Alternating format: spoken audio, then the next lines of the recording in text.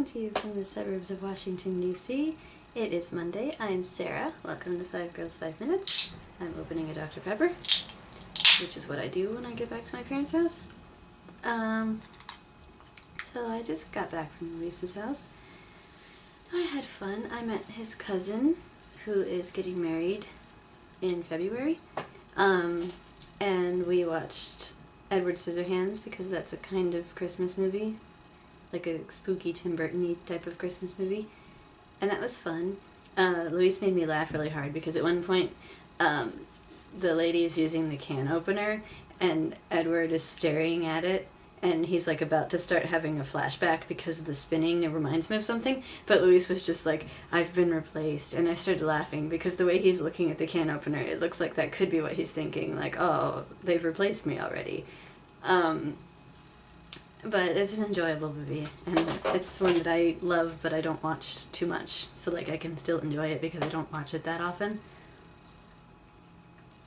And it's weird because Anthony Michael Hall is the bad guy, and he's like huge. Like he went from, and it was also in the 80s, he went from like Breakfast Club and stuff. I guess Edward Scissorhands is like 1990, but still.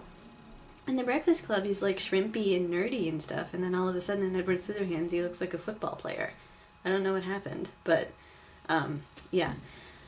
And we went and got haircuts, obviously. I haven't even mentioned that. We went and got our haircuts on Sunday, yesterday, and that was cool. We had like brunch with his family and then went and got haircuts and then had dinner with his family. It was pretty funny. And then today we had brunch, like a lunchy thing too. And trying to remember what else we did. We watched a lot of like the Futurama Christmas specials, and we watched a lot of Christmas specials, which was fun. I'm looking forward to next weekend, which is only a few days away, which is good. I'm looking forward to next weekend when I bring him his presents and his family their presents.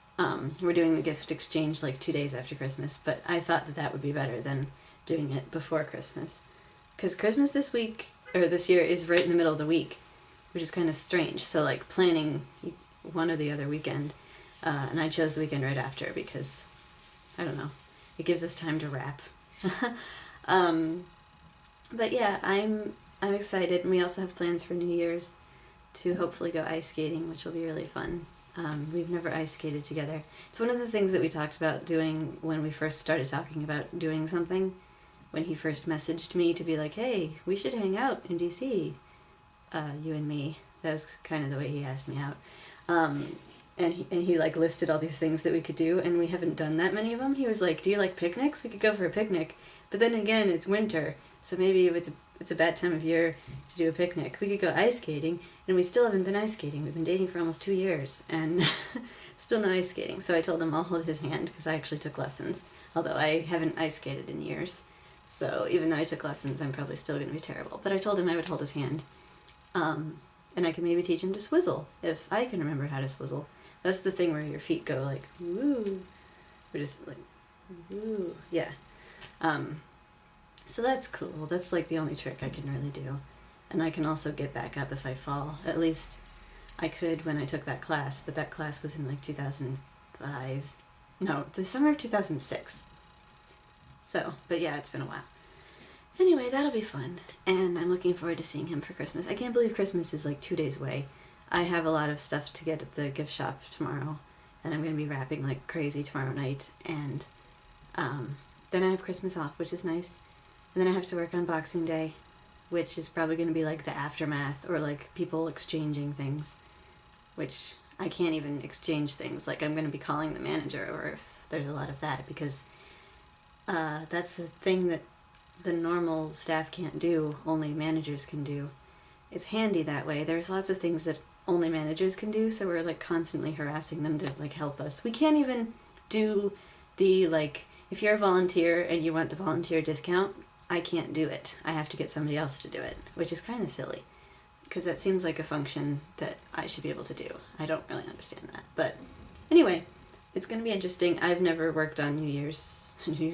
I'm not working on New Year's. I got New Year's and New Year's Eve off, but I've never worked on Christmas Eve before.